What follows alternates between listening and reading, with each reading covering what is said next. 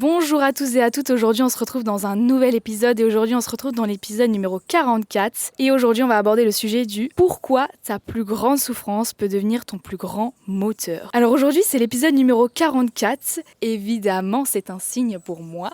Et tu me diras, bah oui, tu passes par là, enfin évidemment c'est la continuité, tu dois faire ce chiffre. Et bah oui.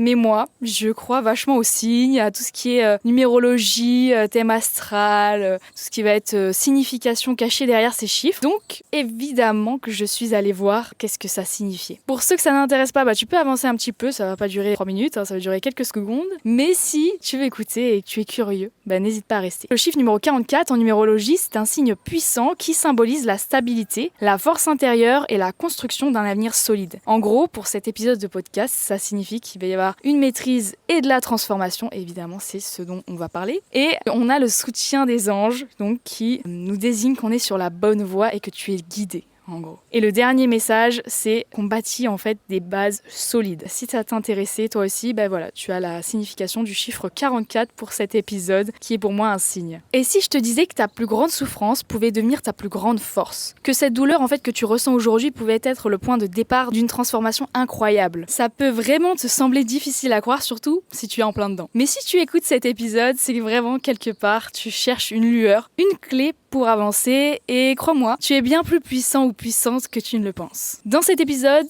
je vais t'expliquer pourquoi la souffrance peut être un puissant moteur de transformation et surtout comment toi tu peux l'utiliser pour te relever et avancer. Tout d'abord, on va voir que la souffrance est un puissant déclencheur de transformation. Pourquoi les moments les plus douloureux nous transforment? Tout simplement parce que la souffrance nous met face à nous-mêmes, il n'y a plus d'échappatoire possible, on est obligé de regarder la réalité en face, on est sonné en fait. Elle nous force à nous poser des questions qu'on évitait tout simplement jusqu'à l'heure d'aujourd'hui. Elle brise nos illusions et nos certitudes. Quand tout va s'effondrer, on va être contraint de reconstruire quelque chose de nouveau, souvent avec plus de conscience et de sagesse derrière. Elle va clairement nous obliger à développer de nouvelles ressources en nous, une nouvelle force mentale, de la patience, de la résilience. Et d'ailleurs, tout ça, je vais même te le prouver que ça existe et qu'on est capable de s'en sortir parce que peut-être que toi, tu vois pas encore la lumière du jour par des exemples concrets. Tout simplement, une autrice très connue, c'est J.K. Rowling. Avant Harry Potter, elle était au chômage, mère célibataire et en grande dépression. En gros, elle a utilisé cette douleur comme moteur pour écrire son premier livre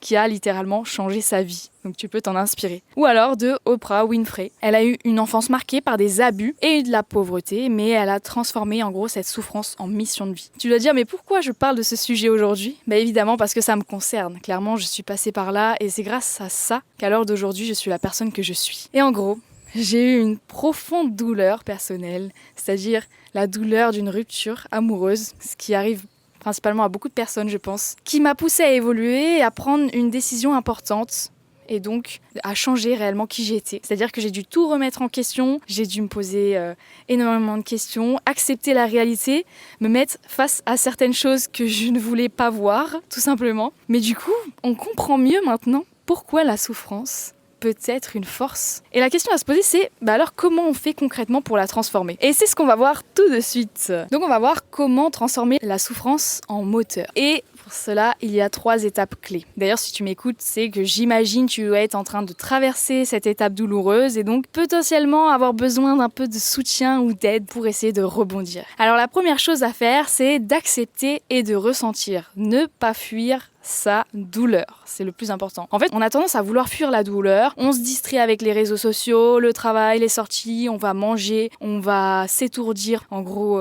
on va boire de l'alcool pour ne pas ressentir, on va sortir en boîte, on va faire tout ça pour fuir notre vie. Mais en fait, clairement, tant qu'on ne fait que fuir la situation, on ne va jamais guérir. Ça, c'est une chose à bien retenir, d'accord? C'est très facile de fuir sa réalité, de fuir ses responsabilités en se noyant dans d'autres choses. Mais la chose la plus principale, c'est d'accepter et de ressentir, donc se mettre face à la réalité. Ce qu'il va falloir faire dans un premier temps, c'est s'autoriser à ressentir. Donc tu vas prendre un moment pour pleurer, écrire, parler, sans culpabiliser en fait. Il faut que tu acceptes toutes ces émotions et que tu sois pas là à les refouler. Tout simplement en écrivant dans un journal intime, écrivant dans tes notes sur l'ordinateur tout ce que tu ressens. Potentiellement si c'est une personne qui t'a fait souffrir, ce dont elle t'a fait subir, de parler seul, d'en parler avec tes amis, d'en parler avec ta famille, de pleurer aussi, il faut libérer toutes ces émotions que tu as en toi. Par la suite, on va éviter l'auto-sabotage. Quand on souffre, on peut se réfugier dans tous les comportements nocifs, du genre mauvaise alimentation, addiction, isolement. En gros, il va falloir que tu identifies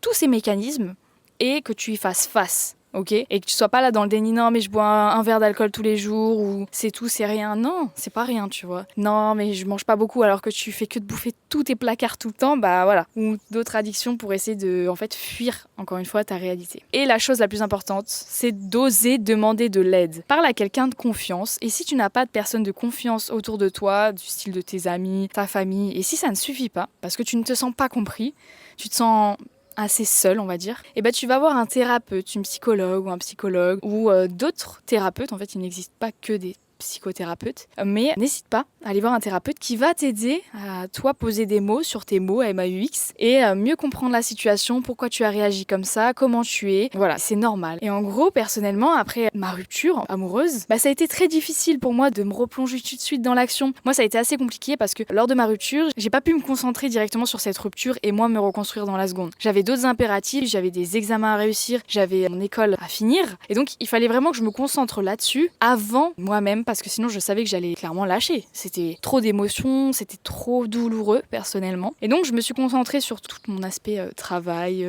cours, études que j'ai réussi haut la main d'ailleurs. Je sais pas comment j'ai fait pour refouler autant mes émotions, mais bien sûr, je savais que j'allais être confrontée de nouveau à ces émotions et devoir y travailler. Devoir tout me remettre en question, travailler sur qui j'étais et tout par la suite, parce que sinon j'allais pas pouvoir avancer. Donc c'est ce que j'ai fait par la suite, mais moi j'ai personnellement pas voulu me replonger tout de suite dans l'action, j'étais persuadée qu'il fallait travailler sur soi pour avancer et non s'apitoyer sur son sort. En gros, pour moi, c'était soit je m'apitoie sur mon sort, je fais la victime et je m'en sors pas et je me creuse un trou et je vais bien m'enfoncer dedans, soit je rebondis, je sors de ce trou, je prends mes coronesses à la main et donc je vais essayer de travailler sur moi pour comprendre qu'est-ce qui n'a pas été, pourquoi je suis comme ça et littéralement remonter jusqu'à mes blessures d'enfant intérieur pour tout simplement avancer en fait dans ma vie. Donc voilà. Du coup, après ces examens, là, j'ai pris le temps d'accepter, de ressentir toutes ces émotions. J'ai tout lâché. Vraiment, là, les amis, il n'y avait pas de positive attitude. C'était vraiment pleur attitude, là. C'était super. Mais au moins, j'ai tout sorti de moi, tu vois. Il n'y avait plus d'émotions négatives, il n'y avait plus de tristesse en moi. J'avais trop pleuré, je ne pouvais plus pleurer à la fin. J'avais tout donné. Et après, là, je me suis dit, ok, t'as pleuré, t'as tout libéré, c'est super. T'as tout enlevé. Maintenant, tu te reconstruis. Et là... croyez-moi qu'en fait, tu crois que c'est fini en gros le travail sur soi, que t'es en mode ok j'ai accepté, ok machin. Non, c'est le début en fait. C'est le début ma belle. Si on m'avait dit ça, je pense que en vrai, je sais pas si j'aurais le courage d'affronter tout ça. Mais qu'est-ce que j'ai dû affronter de choses, putain, ça te remet dans un cercle où t'es obligé de en fait retravailler entièrement sur toi, qui t'étais, ton enfance, tes blessures. Parce que moi j'avais des blessures que je n'avais jamais voulu regarder en face. Et voilà, là je me suis dit c'est l'heure. On ouvre tout, c'est l'heure de travailler dessus. Et donc voilà, c'est la chose que j'ai fait. Ensuite, qu'est-ce qu'on doit faire ? On doit changer sa perception, reprogrammer complètement son mental. C'est comme je te disais, en gros, tu vas devoir accepter tout dans un premier temps, être face à la réalité et ensuite tu vas pouvoir te reprogrammer, on va dire. Ce qui t'a fait souffrir, ce n'est pas l'événement en lui-même, mais c'est l'interprétation qu'on en a fait. Réécoute bien cette phrase. Ce qui t'a fait souffrir et ce qui nous a fait souffrir, ce n'est pas l'événement en lui-même, mais bien l'interprétation qu'on en a fait. Ok ? La rupture amoureuse n'est pas une finalité en soi. Mais ça te brise parce que derrière tu t'es fait des interprétations. Se faire virer de son travail, ce n'est pas une finalité en soi, tu vois. C'est l'interprétation que tu en as eue. Voilà, donc c'est que ça. C'est que des trucs comme ça. Pour chaque traumatisme, pour chaque chose qui n'ont pas été, pour chaque élément déclencheur. Et alors la question la plus difficile à se poser, c'est comment changer de regard ? Quelles questions se poser ? Les questions que tu peux te poser, c'est qu'est-ce que cette douleur essaie tout simplement de m'apprendre ? Pourquoi en fait j'ai eu besoin d'aller jusque-là pour me réveiller ? Parce que moi, c'était clairement ça. En fait, c'est que j'écoutais pas les signaux avant, tu vois, qui essayaient de me réveiller. J'étais irréveillable, j'étais dans le déni complet. Et là, j'ai eu un beau coup de couteau, là, qui m'a bien réveillée. Là, je t'avoue que là, j'ai vu la réalité en face. Là, je me suis pris la réalité de plein fouet. Voilà, c'était génial. Ensuite, du coup...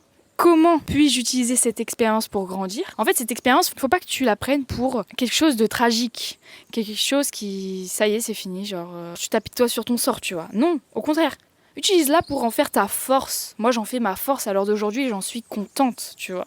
Vraiment, je suis fière de cet événement qui m'est arrivé. Alors, je le revivrai pas tous les 4 matins, hein, on est d'accord ? Parce que ça fait mal, ça brise le cœur, ça te brise en deux. Mais, moi, personnellement, ça m'a fait énormément grandir. Je ne suis plus la personne que j'étais avant, clairement. Et la dernière question à te poser, c'est et si cette épreuve, en fait, était une opportunité ? Et donc là, T'es plus là à t'apitoyer sur ton sort, mais t'es là à t'ouvrir des portes et à dire mais en fait, c'est pas une finalité cette rupture. C'est pas une finalité de se faire virer de son travail. C'est pas une finalité de perdre une amitié.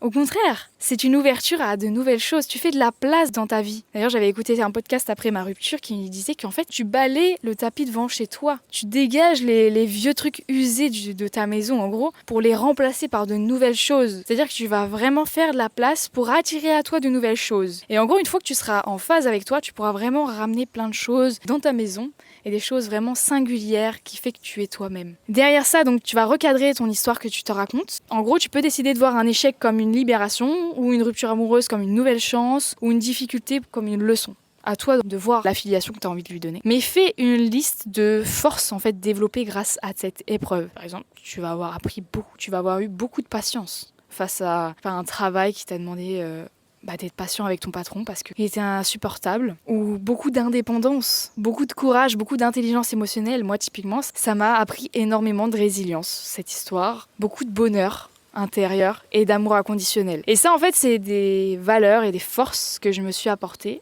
grâce à cette expérience de vie qui a été, ma foi, très rude. Mais j'ai été très contente de passer par là, encore une fois. Au début, pendant 1 ou 2 mois, j'ai vraiment vu cette période difficile comme une injustice. Vraiment, je dis là, mais c'était un couteau dans le dos. Genre, tu te dis, mais c'est la fin de ta vie. Vraiment, tu n'as plus de sens à ta vie, tu regardes dans le vide, t'as l'impression qu'il n'y a plus rien qui va être envisageable par la suite. Vraiment, t'as l'impression que tout tournait autour de cette personne. Et franchement, t'es en mode, mais qu'est-ce que je vais faire de ma vie ? Mais c'est pas possible, qu'est-ce qui s'est passé, tu vois, et tu remets tout en question, tu te dis mais c'est pas juste, genre non, genre j'étais la bonne personne, tu pensais être la bonne personne, et derrière déjà tu as une perte d'estime de toi et une perte de confiance en toi à mort, et tout, mais en fait, le jour où j'ai appris en fait que cette expérience m'a permis d'apprendre tout ce qui va être amour inconditionnel, oser prendre des risques, et mieux tout simplement me connaître, m'aimer inconditionnellement, grâce à ça, mon mindset a changé littéralement. J'ai perdu beaucoup pour retrouver beaucoup plus. Des fois, il faut se poser les bonnes questions. Qu'est-ce qu'on est prêt à perdre pour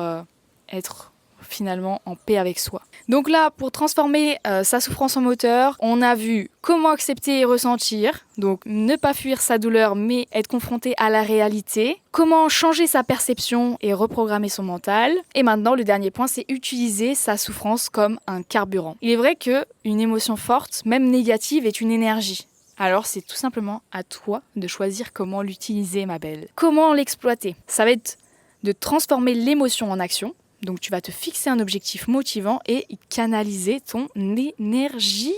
En mode, si tu veux devenir that girl, tu lui donnes toute ton énergie. En mode, tu vas faire tous tes meilleurs trucs pour devenir la meilleure version de toi. Si tu veux prendre le sport 5 fois semaine, tu vas au sport. Si tu veux t'instruire, tu t'instruis. Enfin voilà, tu fais tous tes trucs pour aller dans la direction de ton objectif, ok ? Il faut que tu crées à partir de ta douleur. Il y a beaucoup d'artistes, d'entrepreneurs, de coachs qui ont bâti en fait leur succès grâce à une épreuve très difficile. Et ça, franchement, faut que tu te répètes ça. Et c'est comme ça que tu vas croître. Et le dernier point, c'est de passer d'une identité de victime à une identité de leader. Se dire en gros, je vais montrer à tout le monde que cette douleur ne m'a pas détruite, mais m'a renforcé. Alors ça, c'était clairement mon mindset, les gars. J'étais vraiment en mode, putain, ce qui ne te tue pas te rend plus fort. Ça, c'est mon mantra et ça l'a toujours été. D'ailleurs, je crois que ça a été aussi vachement aidé par le judo. En mode, je me disais aussi, mais ma sœur, genre, relève-toi. T'es juste tombée. T'es pas morte, hein. T'es juste tombée, donc relève-toi. Oui, là, tu t'es pris une méga gifle. Là, tu t'es pris une méga chute. Mais ça t'a pas tué. Donc, tu vas te relever. Et tu vas revenir encore plus forte, encore plus that girl et la meilleure version de toi. Moi, j'ai vraiment utilisé cette rupture comme nouveau départ, comme nouvelle personne. En fait, après cette rupture, j'étais en mode, mais frère, je suis en train de revivre. Je suis en train de renaître. C'est ce que je dis à ma mère d'ailleurs.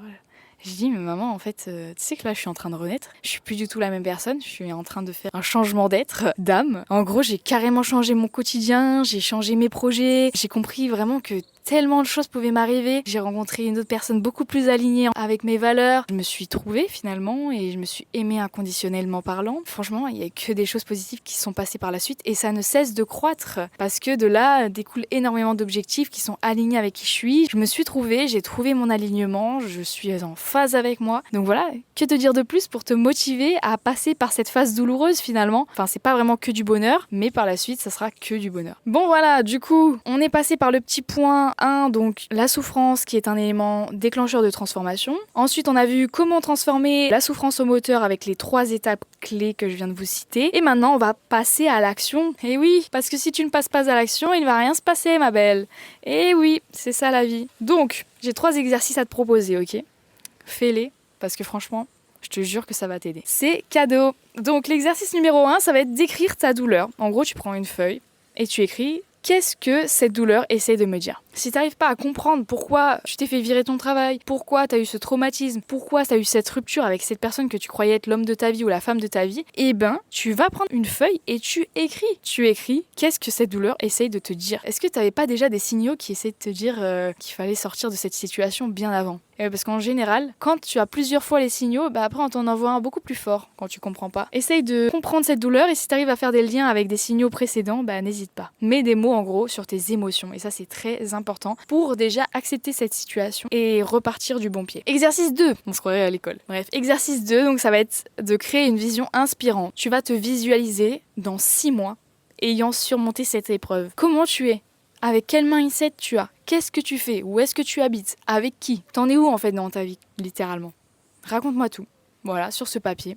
Tu peux te lâcher, il n'y a personne qui viendra regarder ton téléphone, qui regardera ton calepin, ton document, j'en sais rien, ton papier quoi. Et cette vision, tu l'écris et tu la relis chaque jour. C'est vraiment genre de la visualisation et de la manifestation, d'accord ? Ça te prouve que tu vas sortir de ce bad mood en fait, qui te ressemble pas. Et dernier petit exercice, c'est de transformer l'émotion en action. Tu vas identifier une chose concrète que tu peux faire dès aujourd'hui pour avancer. En gros, c'est un peu aussi le petit 1% par jour. Tu vas faire 1% jusqu'à aller bien. Par exemple, tu vas prendre un coaching, tu vas changer une habitude, tu vas commencer un projet qui te tient vraiment à cœur et que tu n'as jamais pris le temps de faire à cause de ton train de vie et tout. Mais là, tu y remédies, ok ? Bref, voilà. Donc ça, c'est pour tous les petits exercices. J'espère que tu vas les faire, que tu vas prendre le temps de faire ça si tu es dans cette passe. Et si tu ne l'es pas, n'hésite pas à quand même te questionner parce que ça fait toujours du bien de se questionner. Franchement, moi, je me remets en question tous les jours, mais c'est vrai que c'est pas un changement aussi radical que quand tu as un traumatisme qui te tombe dessus comme ça. En conclusion, du coup, tu l'auras compris, ta douleur ne définit pas qui tu es. Ce qui compte, c'est vraiment ce que tu en fais. Chaque épreuve cache une opportunité pour que tu grandisses, que tu te réinventes et tu deviennes encore plus fort ou plus forte. Je te fais un petit récap rapide de l'épisode parce qu'il a été assez dense, mais en phrase positive à se répéter, c'est la souffrance est souvent le début d'une transformation profonde. Accepter, changer de perception et utiliser ton énergie pour avancer, c'est tout simplement la clé. Tu as en toi les ressources nécessaires pour faire de cette douleur un véritable moteur. Et j'ai une question pour toi maintenant. Quelle souffrance vas-tu transformer à partir d'aujourd'hui ? Viens me le dire en DM sur Insta. J'adorerais vraiment discuter avec toi de ce sujet. Et si cet épisode t'a aidé, n'hésite pas à le partager à quelqu'un qui en aura besoin. Tu sais jamais qui a besoin d'entendre ces mots aujourd'hui. On se retrouve dans 2 semaines pour un nouvel épisode. En attendant, prends bien soin de toi et je te rappelle, chaque chute peut devenir un tremplin. Sur ce, gros bisous. Ciao, ciao.